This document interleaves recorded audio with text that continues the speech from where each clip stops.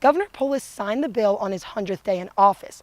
The Intercultural Competence Workshop that's happening right here has been going on for over a year now. The Vikings have brought together their town in this playoff run thanks to the family atmosphere they have on this field right here. Once a Seahawk, always a Seahawk. Chris Neal returns to UNCW to coach the women's soccer program. Many undergrads have lost sight of the goal to actually learn something new. Yesterday's threat may not have affected the university directly, but some students still felt uneasy about the situation. It's worked. Playing college basketball has always been his dream. I always wanted to play college basketball, but I never knew if it would come true, so always a dream though. Choosing to play at CU wasn't a hard decision. Basketball here really felt like home to me, and the environment, the fans, the culture. But in December 2017, Evan Beatty's dream turned into a nightmare. All of a sudden, I couldn't feel my right side of my body. The day after Christmas, he was playing basketball with his friends when he lost feeling in his leg, then his arm, then all the way up his face. His mom rushed him to the ER. The doctors knew exactly what it was. And they said, "You're having a stroke." A stroke that left him unable to walk, talk, and unable to play basketball. Beatty's athletic trainer wasn't sure if they'd ever see him back on the court again. Will he ever return to sport? Because obviously the level of intensity at this level of competitive athletics is high. After 6 months of rehab, learning how to speak again and regaining feeling in his right side, Beatty returned to CU once again to pursue his dream. But he found himself afraid. I didn't want to go back on the court knowing that this might happen again, and I wanted to be on the court, so it's a toss-up for sure. His coaches and trainers eased him back into the game. They equipped him with a heart monitor to make sure nothing like this would happen again. His quick recovery was unexpected.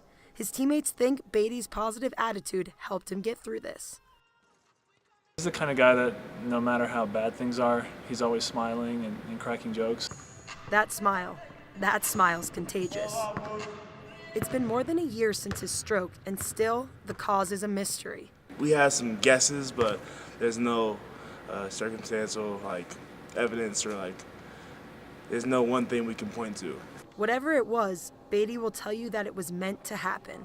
Don't question your purpose. Don't question why me. What has happened to me. Just keep going forward, keep smiling, keep being you, and everything will come into place.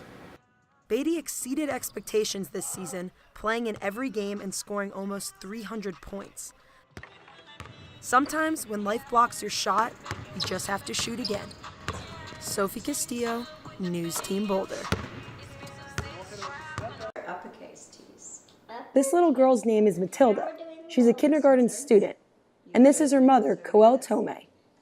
According to Mrs. Tomei, her daughter has no problem going to school. Matilda loves school. We're really, really lucky. When I asked her what her favorite subject was, she said, learning. So everyone should learn all day. Luckily for Matilda, she does get to learn all day. She attends one of the only schools in the state of Colorado that offers all-day kindergarten. Until next year, that is, thanks to our new Colorado governor. Governor Polis signed the bill on his 100th day in office. By doing so, he signed into the law a $30.5 billion state budget, which included a budget of $175 million to offer full-day kindergarten around the whole state of Colorado, including schools like Foothill Elementary. Many kindergarten parents think that all-day kindergarten is the best decision for their child. It's also more cost-efficient. A parent's perspective, there's the continuity of education. There's the cost factor. If it's a half-day program, then you're either paying for enrichment or you're paying for some sort of after-school program. Foothills Elementary School kindergarten teacher, Carrie Kavanaugh, is also excited about the new bill. Half-day kindergarten just isn't enough time. Trying to teach them and give them enough time in a half-day setting is a challenge. Mrs. Kavanaugh has been hoping for the gift of more time. When parents come through on our tours, they ask occasionally, what's the one thing you wish you had? And I always say, more time. And now I feel like I'm getting that gift of time. If only the bill could have been passed, 10 years ago, yeah, 20 years ago, absolutely. Colorado parents wouldn't have been so frustrated. It's been frustrating living in Colorado to sort of see, where we rank in the country and why the investment hasn't been made in education. But as they say, it's better late than never. I think it's just taken a really progressive leader to want to put that at the forefront, and we're very lucky to have a new governor that was a priority. Matilda will continue on to first grade next year, and hopefully the transition will be a little bit easier thanks to her full-day kindergarten. From News Team Boulder, I'm Sophie Castillo. We think everyone should have a full day of school. Goodbye. Hello and welcome to News Team Boulder. I'm Sophie Castillo. Let's get right on into it. Yesterday, DIA canceled over 1,300 flights due to weather.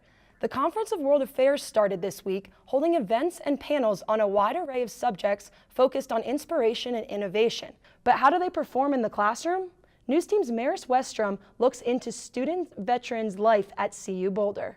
The bill awaits a final signature from Governor Polis, but that hasn't stopped Colorado gun owners from being concerned about their future. Mark Kennedy is the only finalist in the presidential race, meaning he could very well be the next president of the university. Our last story is coming to us from the depths of outer space. This is the first ever captured image of a black hole. Hi everyone and welcome back. The bomb cyclone has concluded here in Colorado and the weather looks to be getting back to normal. Let's take a look. Today is still going to be a little chilly out there. It's currently 39 degrees in Boulder with clouds filling the sky. Temperatures far out west in Grand Junction look to be the highest in Colorado, hitting 49 degrees. If you're skiing today, the temperatures don't look so bad. Vail at 33 and Aspen at 31. Denver will be just a little bit chillier than Boulder, hitting 40 degrees in the Mile High City, 80 over New Orleans. We could use that here to melt some of the snow we got last night. And looking over here at our folks on the East Coast, DC will see temperatures in the 60s today, while the Big Apple should expect to see temperatures in the low 50s. That's all the news we have for today. I'm Sophie Castillo. That's all we have time for today. This has been Sophie Castillo from News Team Boulder. Thank you for watching.